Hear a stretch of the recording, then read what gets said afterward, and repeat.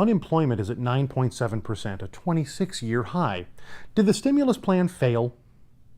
First, let's draw a bright line distinction between the status of a program or a policy and the status of the administration. Rush Limbaugh was the first widely listened to figure to wish for the failure of Barack Obama as president, and his message was quickly echoed by other conservative talk show hosts like Glenn Beck, Michael Savage, and, near to our studios, Richmonds Doc Thompson. Well, failure in the broad sense is a matter best left for history, which is to say that talking about the success or failure of the Obama administration today is more a matter of opinion or perspective and less an analysis of the facts. We can certainly look at progress and success of Obama's programs and policies. His first large legislative effort, the $787 billion stimulus package, is logically the first program to evaluate. Obama's Vice President, Joltin' Joe Biden, had this to say about the progress of the American Recovery and Reinvestment Act. 200 days ago, President Obama signed into law the third piece of our economic plan, the American Recovery and Reinvestment Act. And today, there's a growing consensus. The At best, Recovery this is Act political is, in spin. fact, working. At worst, it's deeply disturbing and deeply misleading commentary. 9.7%. Unemployment is still going up, unexpectedly up from 9.4% a month ago. More than 1 million jobs have been lost in the last 200 days, but it's working? I'd hate to see what failure looks like to Joe. Clearly, it's not the success that the Vice President would like the Brookings Institute to believe, but is it the colossal failure hollered about by conservative radio and television personalities? One of the key tenets in analysis is that the absence of evidence is not evidence of absence, a pithy phrase which means we cannot assume failure simply from a lack of results.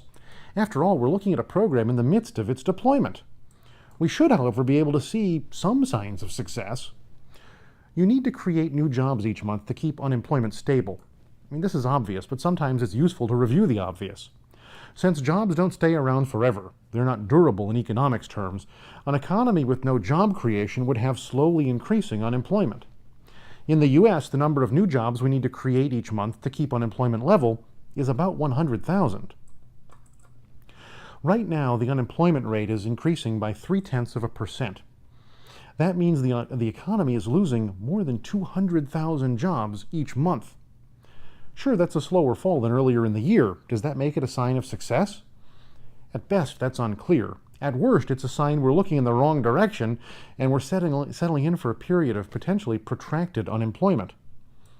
So success would come from the stimulus package having worked. According to the government website recovery.gov, about 12% of the $787 billion stimulus has been spent.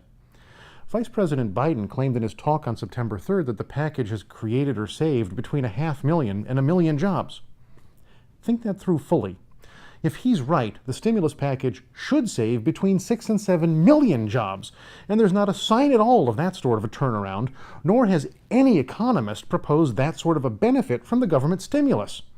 In essence, it's concerning that the best we hear from the Obama camp is inconsistent and sometimes very conflicting analysis.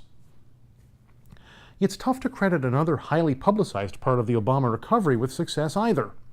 The infamous Cash for Clunkers program shelled out $3 billion, while GM and Chrysler, the government-owned car manufacturers, posted sales numbers 20% lower than last year. Unless the plan was to stimulate foreign car dealers, that program was a dog. Keep looking at the data. Keep asking tough questions. As surely as the Democrats are acting like kids in a candy shop with our money, Republicans are acting like statues and are not acting in our interest to fix the situation. If politicians won't do it, we have to. Tell truth to power. Hear the real story. Think for yourself. Join the conversation at econmilitia.com. Take back your inalienable rights.